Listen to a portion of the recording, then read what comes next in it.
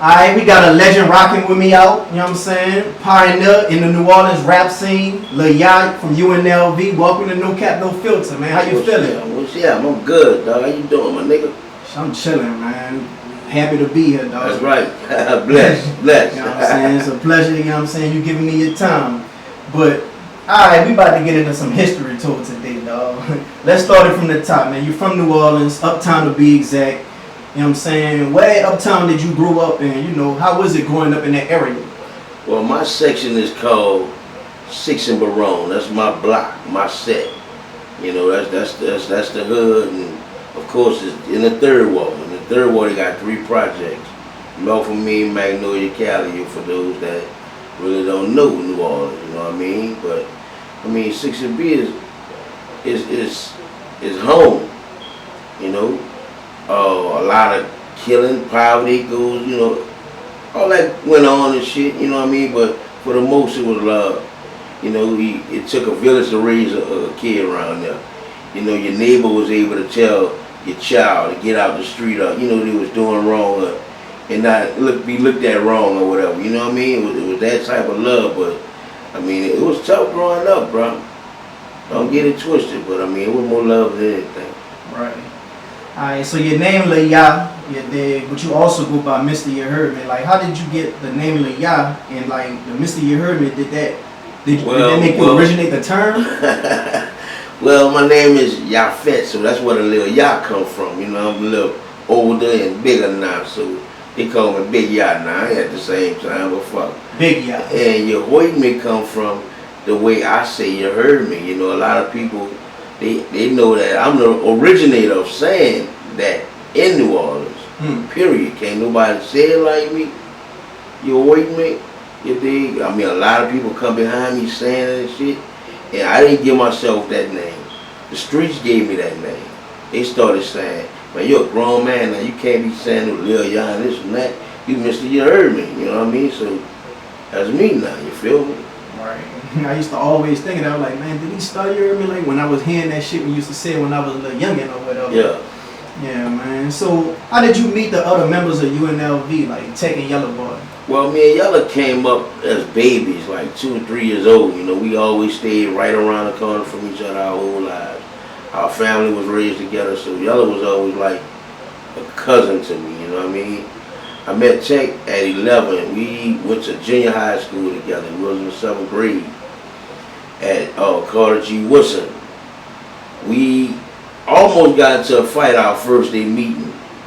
we didn't fight, so I mean, we ended up becoming best partners. I found out he stayed right around the corner from me. He had just moved out to Melpomene to 6 and Baron. You know what I'm saying? So I was like, damn, cool as a motherfucker, you know, so we got jammed and been like that since that day, bro. How y'all almost get into a fight? Well, man, we in 7th grade, dog. I'll never forget. And the teacher, lady name was Miss Thompson. She was a did ass lady, woo, you know, she called herself cooling the class down. We in Woodson, so Woodson school right around the corner from the project, right around the corner from Magnolia. So everybody, you know, they known for not listening to teachers and all that kind of shit. So they call themselves having the toughest teachers there. So we in class, Tech just keep on going on. We don't know each other the first day of school. He mad, man, he doing all this little dumbass cursing and shit. You know what I'm saying? Like cursing the teacher. Sit your ass down, throwing shit at them. I'm like, oh man, you tripping. I ain't lying. I had that fucking badge on me that day. I was playing police straight up. You dig? So I was like, man, chill out with all that. He's like, damn, dog, you helping out for the teacher, woo. And we had words. So we were supposed to meet at a certain spot after school. I was there. I promise I was there. He said he was there, but I know he wasn't there because I was there. So, bam, there ain't nothing shake. So we went to school the next day. I was like, dog, what happened? Why you ain't come to the spot? He was like, man, you ain't come. So we left it alone right there for some kind of, I don't know what the fuck we left it alone for. So we just started running it, you dig? Ended up in a band together. You know what I'm saying? So we just got closer and closer, you know what I mean? Right. That band would bring you together in that city, bro. Yeah, man, we found out we had a lot in common. You know rest history. Yeah. Alright, so what inspired y'all to rap? Well, my Uncle Hardy really inspired us to rap because, you know, he was this type of cat during his time. He was like in his late teen years, like 17, 18. And he was in the street, you know, listening to rap all the time.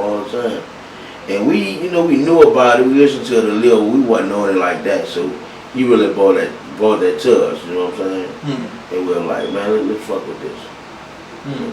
So did y'all consider yourselves to be like street bounce rappers? In the beginning, I'm talking about the very beginning, like 12, 11 years old when we first started, we was on a positive kick. Because, you know, crack had them into the hood in the 80s, mid-80s, early 80s. And it fucked the streets up so bad. So, you know, if you talked about it, motherfuckers automatically knew what you was talking about. So we chose the positive rap then. You know, we had my little sister in the group with us. She was like 3 years old. So we won every talent show in the city rapping positive about crack. Right? So we won a WYLD talent show. The WYLD talent show was the biggest radio station in New Orleans, you heard me? So we won that and we won a contract to record an album, a song. And they never called us to the studio or nothing to do it. So we got like fucked up behind our dream, you know what I mean? We're like, man, this shit ain't real. So we left it alone. You know what I mean? So from the age of 12, well, the age of like 14 to like 19, we left that rap shit alone. We didn't get back into it until we saw people like DJ Jimmy, Everlasting Hitman, and you know, Gregory D, and you know, people like that, our forefathers, really making records, and Devious D, and you know, shit like that, making records. So we was like, man, it's real. We already know how to do this shit. Let's get back in it. Right. So that's when we like jumped in and changed the bounce game. All right. So if I'm not mistaken, y'all first single was Another Bitch.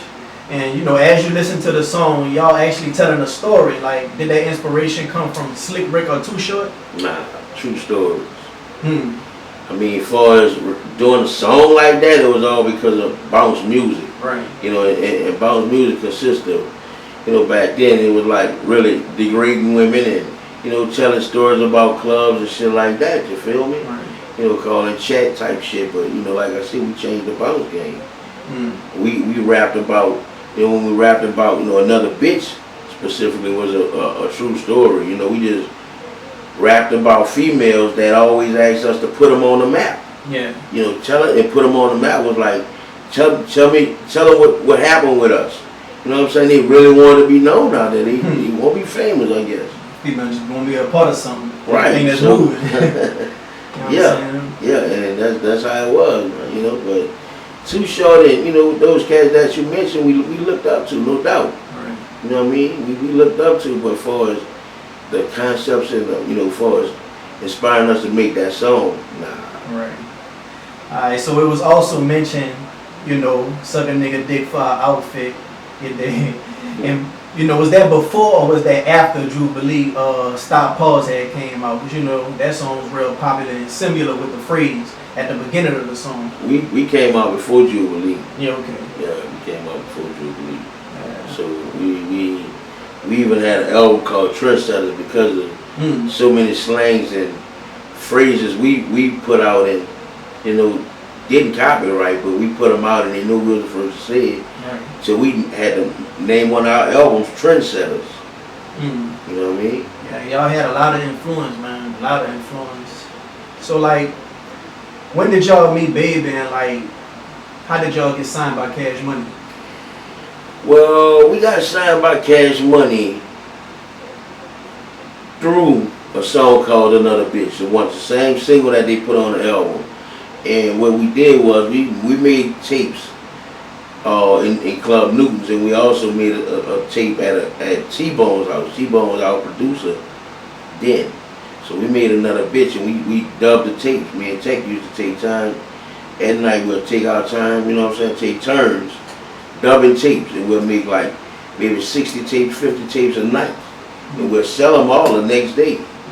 So Baby and Slim got hold of one of those tapes. I don't know who they got it from or whatever, but they set up a meeting through us through a dude named Kevin, which was T-Bone partner, and he told us that he wanted to meet us. You know what I'm saying? So we went to the office and sat down with him. You know, they offered us what we wanted to hear. You know, basically what we wanted at the time was just to cut a record. You know, I mean, signing bonuses and all that shit wasn't, wasn't, real. I mean, they could talk about that shit. That shit wasn't real back then, man. You know, why somebody give you a signing bonus? You don't even have a name or nothing. You know what I mean? So we weren't worried about that. We was worried about getting a song out, actual. So the song turned into, us fucking with them for 8 years and 5 albums. Right. So all these 8 years and 5 albums, like being around Baby so much, like what's the biggest stunt you ever seen Baby do, like right in front of you, that you didn't see with your own eyes? See, shit. Probably the biggest stunt I done saw was like, man, that nigga bought like 5 whips at one time for us. You know what I'm saying? You know, me, Check Yellow. 2 more dudes. All us got whips at one time. You know what I'm saying? What kind y'all had? I had a Grand Prix. Yellow had a Celebrity.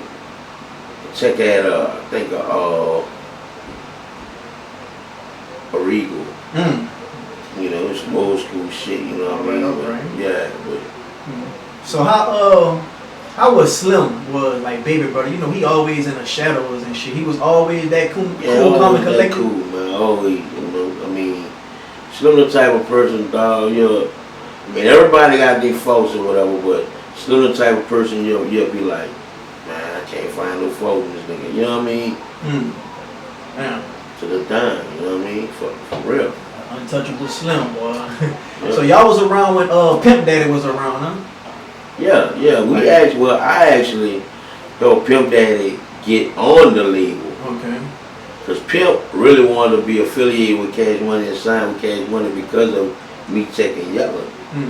You know what I mean? But what I mean by I helped him get signed because Baby was interested in him too. So, Baby asked me would I go to the coach with him to, help him take care of his business to get off his contract with Full Pack. And I did that. Alright, so y'all eventually parted ways with Cash Money, you know what I'm saying? Was it more so because of issues with Yellow and Baby about contracts? Nah, never that, man, never that. The issue was,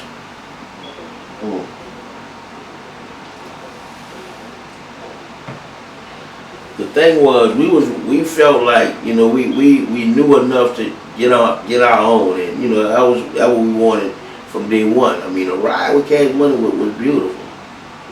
You know what I mean? It was all grave and everything. We always got what we wanted, always. You know what I mean? Even though once we went to court, we found out that, what we earned much more than what we wanted, but we got that at court. You know what I'm saying? So, I mean, it wasn't what the streets thought it was. You feel me? It wasn't never that. We departed ways because of growth, really. You know what I'm saying? We felt like, even though they hadn't got the deal, and we was a big part of them getting that deal, you know what I'm saying? We felt like it was time for us to depart ways and build what we built them on our own. Right. Alright, so you mentioned about what the streets thought it was about, you know what I'm saying? It always been like talks of, Baby not giving artists what they do. You know what I'm saying? Do you think it was more so because Baby was young himself at the time? Or I know for a fact, dealing with us, it was because of Baby. They didn't even, even Slim, Baby and Slim didn't know the game, the business. Right. You know what I'm saying? They was growing, exactly. They was growing as we was growing. So we even though we looked at it like that then, we figured it out and we learned. Right. Before it was too late that, these dudes ain't beating us, man. Right. These dudes, if they was beating us, they would have dotted this eye and they would have got this. Right. But they didn't, you heard me? So it was like, can't no way they would have beat, they could have beat us. So, it was cool like that. Alright, so y'all had past beef with Mystikal, and y'all tore up the streets with y'all diss song Dragging Through the River. You know what I'm saying? How did the beef even start? Well, the beef with us and Mystikal was really a what you call a hoax or whatever. When somebody faked something, you know, he came out the service and called me on the block and he was like, "Say dog, I rap now." You know what I'm saying? He let me hear something. I was like, "Damn, you real nice with it." So, you know, to make a long story short, he came back 2 weeks later and he was like, "Say man, I wanna battle against y'all. You know, I'm gonna put out something dissing y'all." Now, around this time, we fucking the streets up with music, you know what I'm saying? We like, that's all the streets know is UNLV, point blank. So he called himself aiming at the top to try to, you know what I'm saying, get his name out there. So, you know, I told him, I'm going to tell y'all that check, you know, I'm going to deliver the message, and we go from there, you dig? So he dissed us like 2 times before we even shot back at him. But once we shot back with 2 songs on 1 album. You know, we had that Boom Get Chopped, and we had that Dragon from the River. Right. You know, it just so happened that fucking Dragon from the River is a classic. And it's a diss song, you know what I'm saying, towards him. But, you know, truthfully, that's our dog. Right. You know, that's one of my favorite artists, you know what I mean? But, I mean, Dragon from the River is just non-stop chopping them. You wait me? Yeah, that's a classic right there. Fucking right. Alright, so Turk said on the interview, him and Wayne used to wonder how it would be with No Limit. Was it ever talks about signing with Pete? We never talked about it, but I can remember the incident when Pete actually mentioned us and BG to Baby. You know, we was doing I think it was the '95 Jazz Fest, and we was coming off stage. And P and Baby was on side the stage. And P told Baby, while I'm listening, "Man, I need that act out you." When he was talking about us. And B said, "Who?" He said, "Man, I need UNLV and BG from you." And Baby was like, "Nah, P, nah, bro," you know. And, you know, I remember me telling Yella and Tech about it, and, you know, by this during the time, No Limit done had they deal with Priority already. So, you know, I can remember our conversation was like, "Damn, you think this nigga holding us back or whatever?" You know, we young, we all we know is a deal, you know, that's all fuck we know. So we talked about it, but it wasn't nothing major, you know what I'm saying? Fuck. Did y'all ever wonder like what could have happened if P and Baby would have just came together and, you know what I'm saying, they're like a No Limit, Cash Money, you know what I'm saying? That would have been colossal, dog. Right. Real huge, you heard me? So y'all never talked to Baby about that, or y'all just let him just deal with that on his own? We were letting them deal with it. I mean, in the back of our heads, we always thought about it. They do shit like that, but man, during our days with Cash Money, we wasn't networking with nobody. If you wasn't UGK, I mean, we wasn't even allowed to fuck with you, dog. We had an incident with Baby and Slim back in the days by, you know, bringing Magnolia Slim, Soulja Slim, to the studio to record a song with us. They did not want that to happen, dog. They shut the studio down and everything, simply because during this time, they felt like, you know, Cash Money was a tight-knit family, and if you ain't a part of it, you know, ain't no networking going on in there. So, I mean, eventually, we ended up doing a song a couple of weeks later with Soulja Slim, a song called Come Up Move, on that Magnolia Calio album, you heard me? We ended up doing that.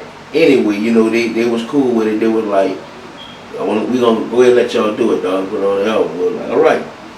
But, I mean, just by them not letting us network with nobody, I knew none of that was going on with them back then, bro.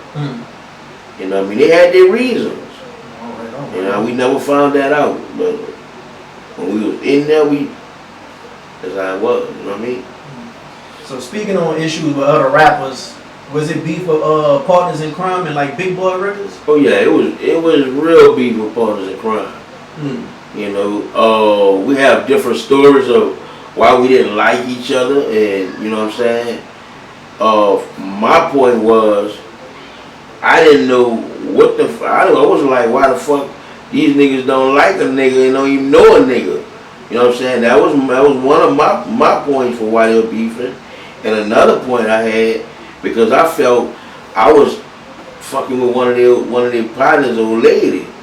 You know what I'm saying? And I'm thinking these niggas hating on me because of this. You know what I'm saying? Later on, Tech started messing with Kango's wife, and you know, so that was beef because of that. So this was real beef type shit. Right. You know, we had physical altercations and all kind of shit. You know what I mean? Right now, we grown men.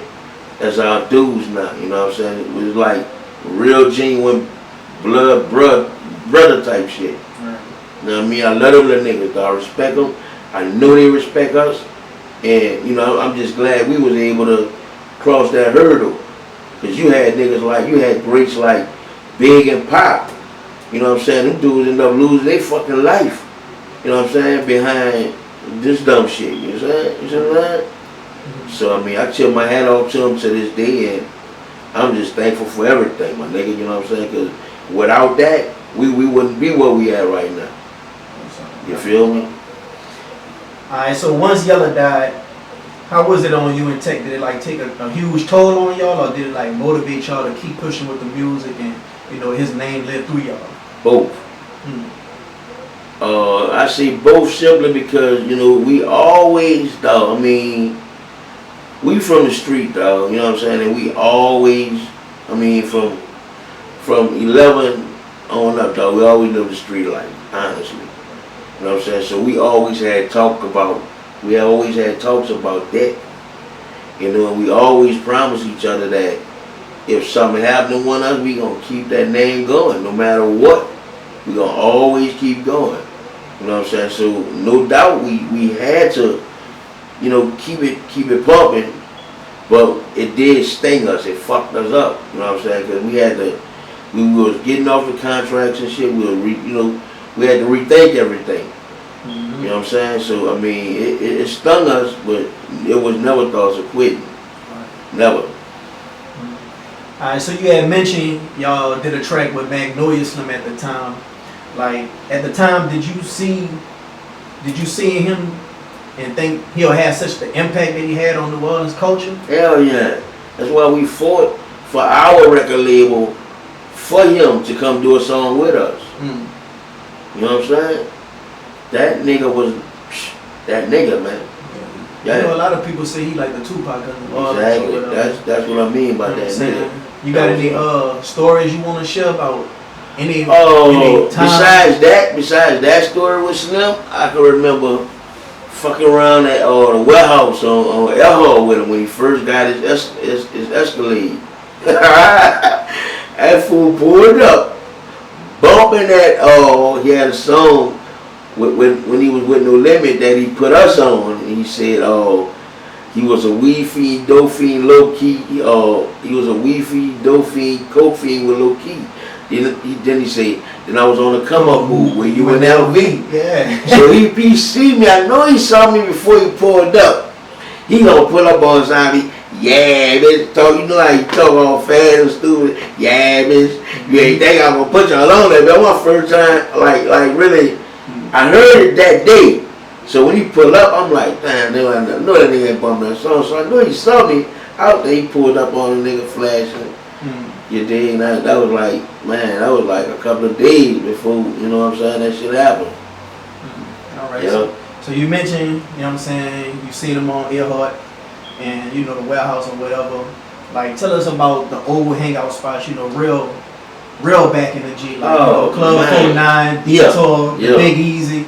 Like, you know, explain that type of atmosphere. All right, on Sunday, we're going to start with Newton's. Newton's going to go down. All right, doing Newton's, the settings in Newton, this is it's different hood. I'm talking about from everywhere, not just the third wall. Newton's in the third wall. It's 2 blocks from 6 and Barone. You know, we had cars and shit. We 7, 18. We had cars and shit, but we used to bring our cars there. We in our hood. We used to bring all kind of tools and stash them on the way. You know what I'm saying? That type of shit. You know, wilding all the fuck, clean the fuck out. But you know, everybody in the city used to come to Newton's, bro. You know what I'm saying? They'll come to Newton's. So, you know, you'll be in that bitch be going down, Pee Wee will be DJing or something. Nigga ask for the mic. You know, if he knew you was gonna do what you need to do in that bitch and get the police popping, he gonna give you the mic. You know, artists like Coy, Hitman, Juvenile, Pimp Daddy, me, Check, Yella. If I'm forgetting somebody, I apologize for it, but I can remember that was like the core. They used to get in Soulja Slim, you know what I'm saying? Used to get that bitch popping. You know, from Newton with Mosey on the 49. Same Pimp Daddy, same core rappers. You know what I'm saying? Had that bitch popping. You know, some of us work our way downtown, some of us ain't fuck with downtown. But most of us was from uptown, and you know what I mean? Man, that shit was like fucking real movie, dog. This was like 93, 94, 95. Nah, this was like 90, 91. 91, 92, dog. Damn. Yep. Shit, man. Alright, so I remember you used to be performing at Team Summit and stuff like that, you know, being on tour with Cash Money so many years. What's one of the wildest stories you can recall? Man. Or something crazy you done seen or experienced or whatever. One of the wildest, I'm gonna say when we had a show with Tupac. We had a show with Tupac in '93 with Cash Money in Club Strawberries in Lafayette. And Tupac got fucked up in there. They literally fucked him up. He jumped him. Tupac was fighting with one nigga, he was handling his business, but a few more niggas jumped on him and really fucked him up. And I think that was my most wildest, memorable moment with Cash Money. Cause, you know, Tupac, he wasn't as big as he was when he died, of course. But just to, you know what I'm saying, to grace the same stage with him. You know what I'm saying? And I think back when I look at it now, you know what I'm saying? Yeah. Got my Mardi Gras cup too. We in Houston on y'all dog ass. For sure, representing. Alright. So after things ain't work out with Cash Money and they went on and they went with the Hot Boys, could you imagine that group to turn out into what it was and like what it became? Like, you know, some people say like the best rap group from the South ever. Yeah, I can't say that. I mean, I honestly can't say I feel it was the best rap group ever. I feel like I knew they was going to be successful. You know what I'm saying? I knew they was going to turn out how they turned out. I knew they was going to be a power group. You know what I'm saying? All them individuals making noise where they was at, and they just put them together. Right. But you know what I'm saying? I mean, the Hot Boys, we look at the Hot Boys almost as like a reinvent. Well, that's what Baby was trying to do at the time. He was trying to reinvent a UNLV, but you know, I don't look at them like that because they was really on some bling bling and shit, and we never. I mean, we never stunted. If you know UNLV music, we gonna preach the streets to you, my nigga. We ain't gonna be on no stunt shit with it. We might floss and flex, but UNLV never was a stunting group, you heard me? We don't stunt. And I look at the Hot Boys as like a baby, what Baby turned out to. You know what I'm saying? A Baby stunner at that time. Baby was, the Birdman was a stunner or whatever, you know what I'm saying? That's what the Hot Boys was. But I mean, it was a super group. Can't take nothing from them, and I knew that they would turn out how they turned out when they was put together. Alright, so y'all had another hit with Go DJ, you know what I'm saying? It was a smash in the city, #1 on Q93, you know, rocking out in all the clubs. And then Lil Wayne, you know, he dropped his album The Carter. You know, he also had a song called Go DJ. Like, did Cash Money reach out and, you know, let y'all know about this before the release? Nah, he ain't let us know nothing. I mean, during that time, we wasn't seeing eye to eye. We was battling in court and shit, you know what I'm saying? They didn't see anything about it. But the good side of that was, you know, I mean, every time you heard that Go DJ once we went to court, I mean, we got paid for that. Right. We won a battle in court behind that too. Okay. It wasn't no hard feeling. It wasn't no shots thrown. You know what I'm saying? Juvie used the track or whatever. Bam. I mean, he had the right to use it. That was fresh track. You know what I'm saying? He was signed with Cash Money. So back when Juvie out nigga to this day. Always been out nigga. No friction ever. You feel me? And Wayne the same way. So we was like, man, ain't about nothing. So you mentioned y'all got paid for that after court. Like, is that a royalty check or a publishing check? Like, what you? Yep, publishing. Publishing. So what's the difference between royalties and publishing? Publishing is from writers, like, you know what I'm saying? You writing shit and copyright infringement, you know, shit like that. Royalties is for as what you sold. Okay. Yeah, because a lot of artists need to get that down pat, and you know they really need to learn. You know what I'm saying, from anybody else's mistake before them, and just you know, educate themselves before they get into them contracts. You know what I'm saying? So, like Manny Fresh, you know, he did a lot of production with the Hot Boys album. You know, if not all of it. You know, so was that the same when y'all was first with Cash? Yeah, I mean, that was an in-house producer. That was the only producer. I don't give a fuck if you had Drake willing to give us a free track. Them boys not having it. We even had a motto, a slang. We was like, we used to say, "A man if Fresh ain't do it, we can't fuck with it." And even though we couldn't fuck with it, I mean, we was like so comfortable with this man, and you know, knowing he give us whatever we want for the music. You know what I'm saying? Why would we want to fuck with somebody else? How long did he used to take him to make a beat? Because I know you didn't see him make plenty of beats cooking up. Honestly, dog, I done saw Manny make a track in 15 minutes time. Done. I'm talking about done. Not just the foundation of the track. You recall which track it was? Like was it a big hit? What track? I done saw him make so many of them in that length of time, you know what I mean? Right. For real. Manny was really living like that when it came to the beats. He's still my all-time. All you gotta do, dog, is get a man your chorus. I don't give a fuck. You come in there with an unorthodox chorus, or a simple chorus, or a chant chorus, or whatever, and he gonna give you what that chorus telling him. Right. If that chorus fire, that track gonna be fire. You heard me? Y'all had another hit called Booty Pop. Booty Pop. Yup. I remember that shit. I was like in 8th grade jamming this shit. You know what I'm saying? That's actually like my second favorite song from y'all after Dragging Through the River. That boy, so he was in 8th grade jamming. 8th grade jamming that bitch. When that bitch used to come on, man, shit, you know what I'm saying? It was that beginner, you know what I'm saying? God damn. Who actually sung that part right there? That was a dude named Big Man, bro. He actually was a Take 4 artist. We met him, you know, through Take 4 and shit. Big Mike. Matter of fact, you know, we call him Big Man, whatever, but his name Big Mike. And you know, we just got him to run the hook for us. Sinister, that's who produced the track. That's who done the track. And Sinister, during this time, he was a young cat. I mean, you know, he had done a few tracks with people and shit, but we was like the first group with a name to take a chance with him, man. I think it came through in the clutch. Yeah. I used to always wonder who sung that. At first, when I thought that bit was Magnolia Chop. When I first heard that bit, I'm like, man, who is this?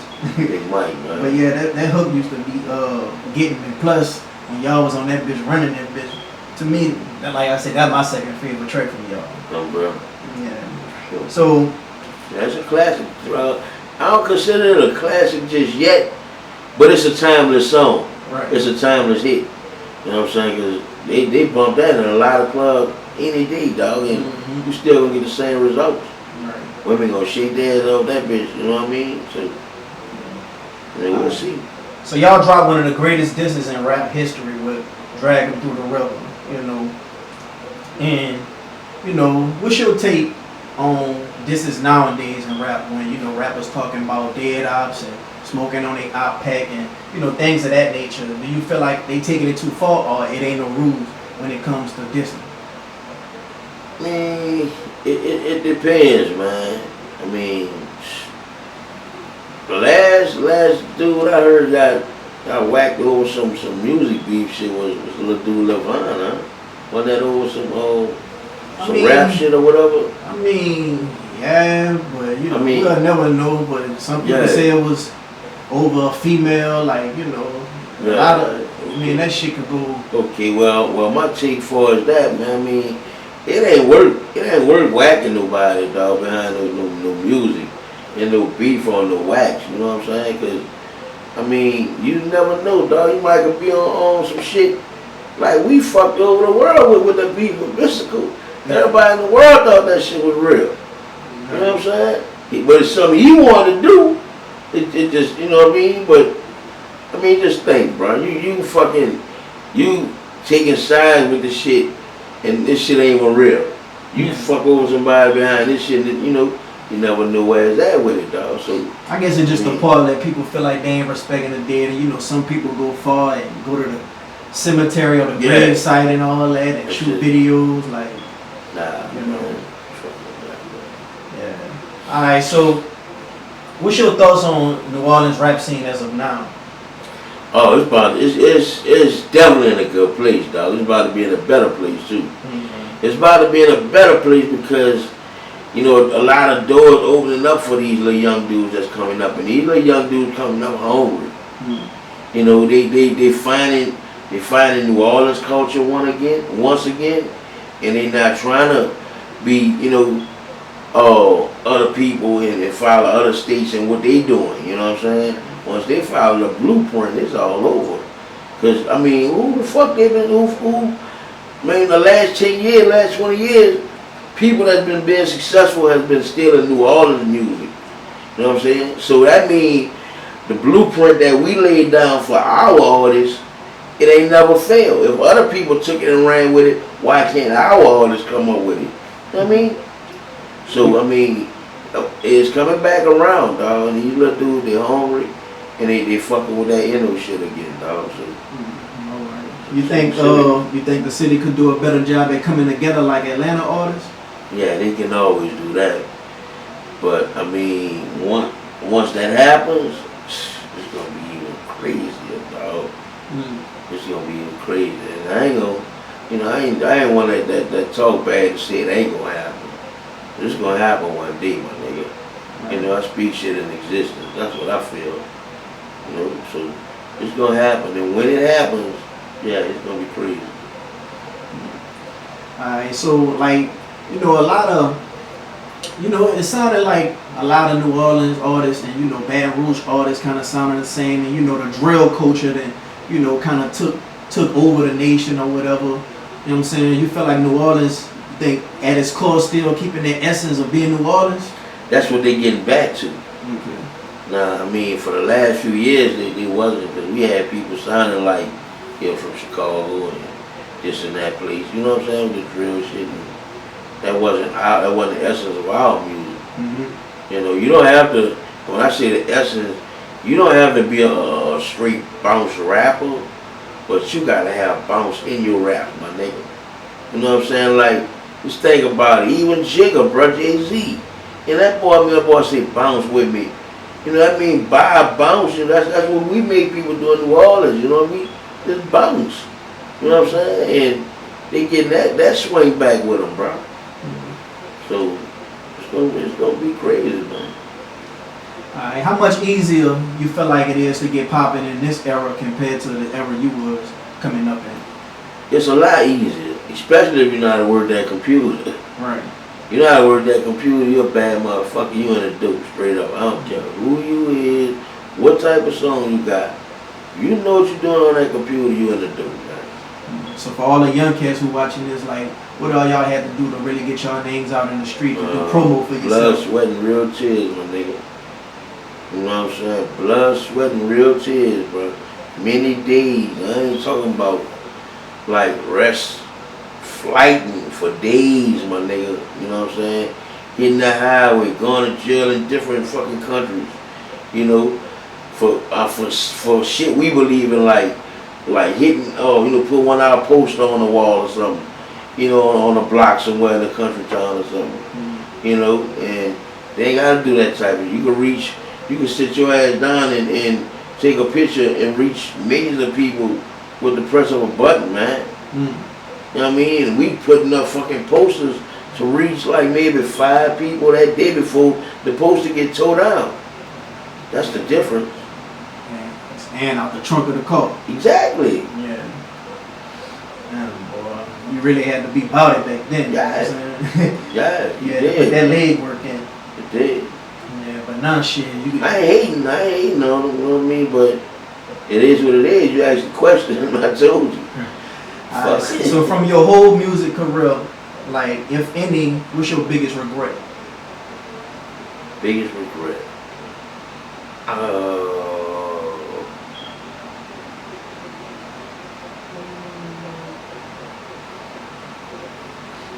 mean, if you like how everything played out and it is what it is, I mean, shit. I'm honestly trying to see what do I regret in this industry, bro. What do I regret? Honestly, bro. Copywriting anything? Yeah, that's what I regret. That's what you got it, dog. I regret not copywriting your. Woo, boy. Yeah. I should have done that in '93 when we came out with 6 in a row. That's what I should have did. So that's a regret. Alright, so any advice for any upcoming artists who watching this? Take your time, learn the business. If you can listen to artists tell you their mistakes, don't make the same mistake. You know, be yourself. Yeah, be yourself. That's probably one of the main things. Yeah. Alright, so before we wrap things up, you know what I'm saying, you got any shout outs you would like to give, and tell the people where they can find you on any of your socials. Alright, before I do that, let me tell the people what, like, we speeded up the date down. Let me tell them what I'm doing right now and what I've done the past, whatever, since the pandemic at least. Alright, go ahead. Alright, I got a song, I've done 2 joint venture albums during the pandemic. One with a dude named These Are the Beats. The name of our album is Big Boy. It's on all your digital outlets. We have videos, all that shit, you know, nice little package, nice album. I also did a joint venture album with my cousin Shooter. The name of the album is Against the Bloodline. It's also on all the digital platforms. Videos and everything available also. I recently put out a single with me and Tech called True Colors. It was produced by the late great Trey 8. A lot of DJs like it. I mean, it's a nice record. I believe in it. If I wouldn't have believed in it, I wouldn't have put it out. You know what I'm saying? But I put it out just to hold y'all off for a minute till Tech come on. You know, those that may know, he's incarcerated, but he'll be released any day now. You know what I mean? We're going back in the studio to do a UNLV album. We got a movie in the works. Also, he's going to do the second half of the documentary. And y'all might do something with Mac. I mean, we come to that. You know what I'm saying? We can I definitely extend the hand, son. Definitely, Mac. Man, I got a story about Mac. We got a minute. Go ahead, dog. Mac, I got so much respect. I've been having respect for Mac. And guess what the respect starts for? You're going to be like, damn, that's wild. When I first met Mac, we both was in there featuring on BG album in the studio. And I let Mac cut my hair simply because this boy told me he didn't smoke or drink. And I'm like, damn, nigga, you come with all these hot ass lyrics. Nigga, you don't smoke or drink. I'm like, what the fuck? I couldn't believe that shit, dog. I let the nigga come out and nigga fuck my hair. I want to kill Mac. I said, Mac, dog, you fucked over me, dog. But we was cool, dog. That's my nigga, man. Welcome home, Mac. Yup, the Canals Play Studio, dog. My nigga, dog. Yup. Alright, go ahead on give your shout outs and tell the people they can find you on any of your socials. I want to shout out everybody that love UNLV. Our fans that been down and fans that's jumping on board, you know what I'm saying? We fuck with y'all. My family, my kids, you know y'all love, you know what I'm saying? Mad love. And you know how my love is. Alright, Lil Ya, you for sure deserve your flowers for all your influence you had in the city, for the culture you done gave to the city, You know what I'm saying? You for sure a New Orleans legend, and it was a pleasure having you rock out with me on No Cap, No Filter. Pleasure being here, dog. That's what's up.